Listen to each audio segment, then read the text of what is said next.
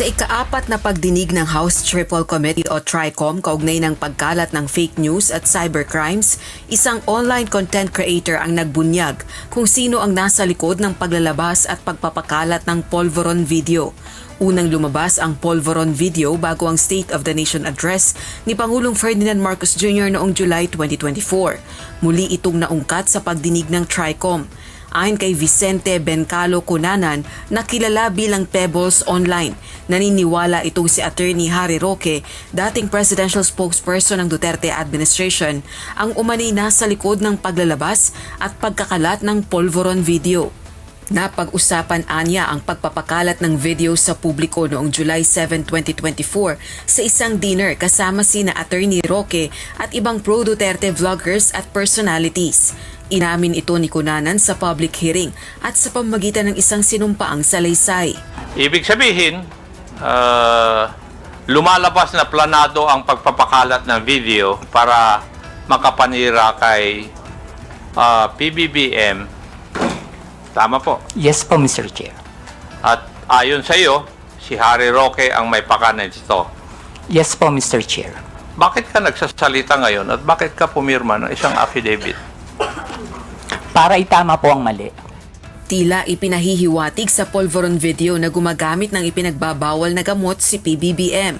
Subalit iginiit na ng ilang law enforcement agencies na peke ang video at nilikha umano gamit ang artificial intelligence o AI. Ayon pa kay Cunanan, sinabi umano ni Attorney Roque na magaling itong magpabagsak ng gobyerno, bagay na itinanggi ni Attorney Roque.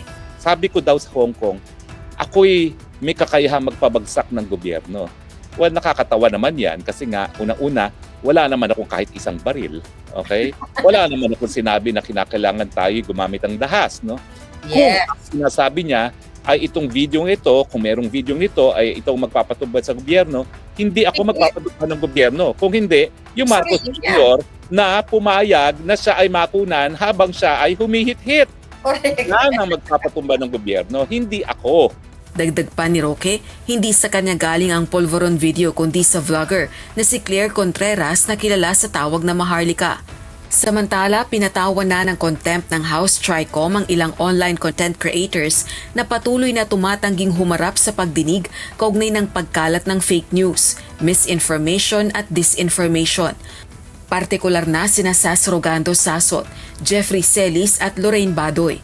Ipinag-utos na ang pagdetine sa kanila sa Kamara hanggang matapos ang pagdinig at makabuo ng committee report ang TRICOM. Bukod sa kanila, pinatawan din ng contempt si Mark Anthony Lopez at pinadedetine naman ng 10 araw sa House Detention Facility. Bunsod umano ito ng paninira laban sa pagdinig ng TRICOM. Rosa Licoz, UNTV News and Rescue. Diyos ang aming sandigan, serbisyo publiko, ang aming pinahahalagahan.